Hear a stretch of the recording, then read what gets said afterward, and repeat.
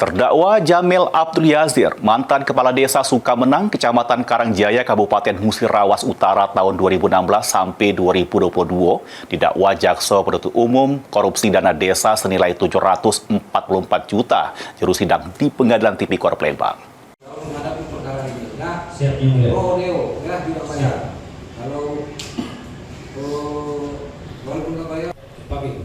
Terdakwa Jamil Abdul Yazir, mantan Kepala Desa Sukamenang, Kecamatan Karangjaya, Kabupaten Musirawas Utara tahun 2016-2022, jalani sidang dakwaan di Pengadilan Negeri Tindak Pidana Korupsi pada Pengadilan Negeri Palembang.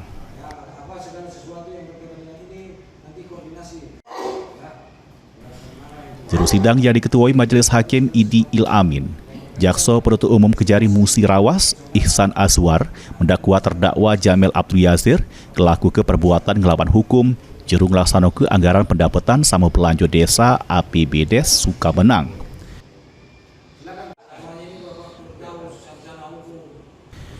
Sama pelaksanaan pembangunan fisik desa yang pelaksanaan perencanaan atau RAB tidak sesuai dengan peraturan perundang-undangan yang berlaku, sehingga ngerugikan duit negara sebesar 744.078.000 sebagaimana hasil perhitungan negara oleh BPKRI.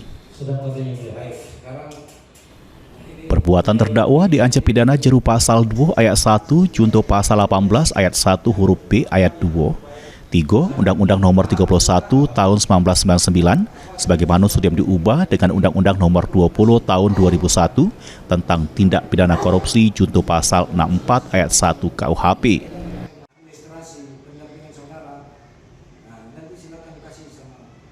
Terdakwa sebagaimana diatur dan diancam pidana dalam pasal 3 junto pasal 18 ayat 1 huruf B ayat 2 ayat 3 Undang-Undang Nomor 31 Tahun 1999 sebagaimana telah diubah dengan Undang-Undang Nomor 20 Tahun 2001 tentang tindak pidana korupsi junto pasal 24 ayat 1 KUHP.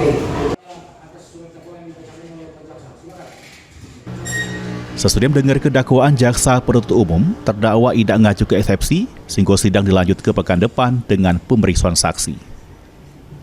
Heru Wahyudi, PAL TV.